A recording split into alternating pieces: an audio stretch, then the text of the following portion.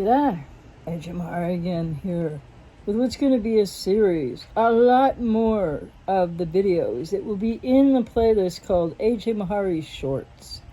No, it's not whether I'm wearing shorts or not. It's that these videos aren't going to be so long. I'm going to be making a whole lot of points here that I think are relevant for people to think about. But, hey, that's up to you to decide, right? But how many people out there are in this narrative of everything the borderline does it, borderline did it. I gotta understand borderline personality. These people are horrible. These people are monsters. These people are so sick. It's like somebody who's trying to run a marathon without two legs. When they had their legs cut off. Good gracious, what a comparison. So here's the thing. The only thing that's going to get you out of your pain today, whether you have BPD, whatever that means, or whether you are codependent, is therapy. That's right, both sides of the fence, all the back and forth. People with BPD say, just validate us more, just love us more, just like, come on, because they don't consciously understand the impact they're having on you. And there you are, person with codependency. Come by it. You don't come by it naturally. Something happened in your childhood too. Trauma bonds formed between borderlines, narcissists. These labels suck, by the way. Codependents. Why? Because you all have childhood trauma. It's what's at the base of it.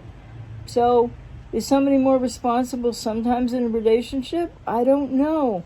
That's been the crazy internet focus of the last, 5, 8, maybe more years, but it wasn't what it was like when I got online in 1995. I've been observing this, whatever you want to call it, area, etc., mental health in general, etc., the sort of the good versus evil, the good versus bad narrative, which frankly, come on. It's 2021, ladies and gentlemen. You know what you got to do? You know what everybody's got to do? You don't got to do anything. But if you want to get out of the pain, and the recovery, not the recovery. No, you don't want to get out of that. You need to go through that. People got to realize that there's all kinds of people in this world who haven't adulted yet. So where are you at in your adulting? Because turning 18 or 19 or 21 or whatever it is, wherever you live in the world, doesn't make you ipso facto an adult. So, people with BPD, the trauma response known as BPD, which, by the way, I say trauma response because I just happen to know a little bit more about it than the people that push back at me, or one that pushes back at me all the time saying, it's not a trauma response, it's a serious mental illness, and if you say anything less, you're a borderline or something. Let's get real here, ladies and gentlemen, seriously.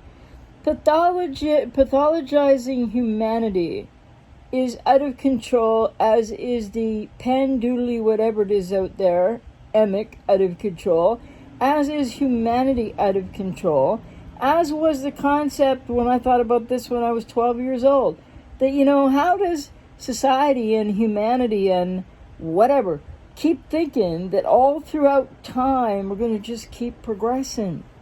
Well, the first progression you need to worry about in your life today, if you're all wrapped up in this BPD stuff, the narcissist, the borderline, the whatever, and you're a person with codependency, it's painful stuff. I'm not trying to make light of that.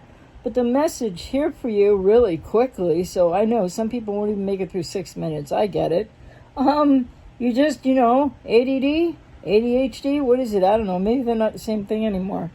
But everything's like short, quick, right? Apparently, or something. Bottom line is, everybody, the odd person maybe not, everybody's got some trauma in their childhood. Are you going to heal it, or aren't you going to heal it? Are you going to recognize that abuse isn't love? Why do you think the people with codependency think or don't grapple with, for a long time, the fact that abuse isn't love? Because it's what you learned in childhood too. So, it's sad and it's traumatizing, but when are you going to look at your process? Where are you in terms of adulting? And when I say that to you, please don't let your first thought back be, what do you mean? I'm smart, I'm capable, I have a company, I have a business, I have a career. That's not what I'm talking about. That's part of being an adult. I'm talking about when are you going to emotionally adult?